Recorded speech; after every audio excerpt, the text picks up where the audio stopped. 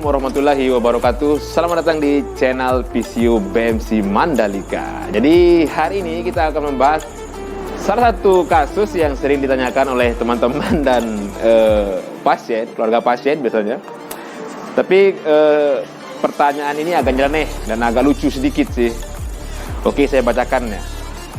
Apakah ada hubungannya putus cinta dengan penyakit stroke dan kematian? Nah ini, saya pernah mengalami ini, tapi saya tidak stroke dan tidak mati juga kan. Nah gitu. Jadi kalau kita berbicara dalam perspektif ilmu kesehatan terkait masalah penyakit stroke dulu ya, ada hubungannya.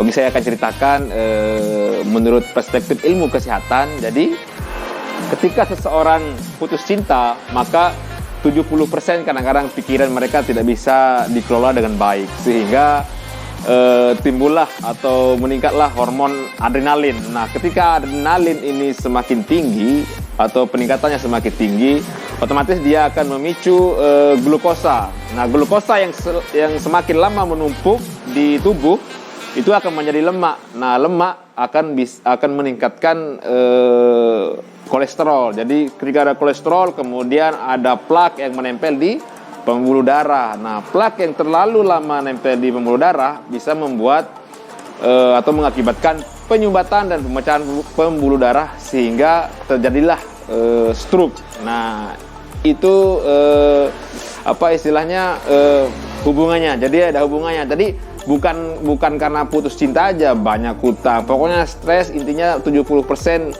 pikiran tidak bisa dikelola itu bisa menyebabkan orang stroke. Hubungannya yang kedua, apakah orang putus cinta bisa meninggal dunia? Bisa, yang penting jangan bunuh diri, jangan minum racun tikus, jangan gantung diri, itu nggak boleh. Nah, kita akan berbicara sesuai dengan perspektif ilmu kesehatan. Jadi ketika seseorang putus cinta, kemudian gelisah, 70% pikiran tidak bisa dikelola, kemudian asam lambung meningkat terus-menerus sampai dia GERD, kemudian dia bisa merusak di rongga-rongga tenggorokan, kemudian dia bisa lari.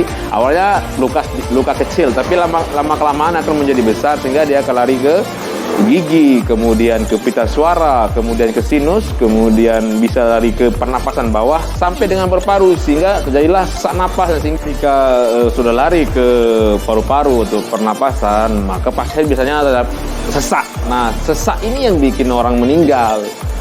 Jadi saran saya tetap jaga pikiran, karena 70% yang mempengaruhi kesehatan kita adalah pikiran. Jadi tetap jaga pikiran apapun yang terjadi.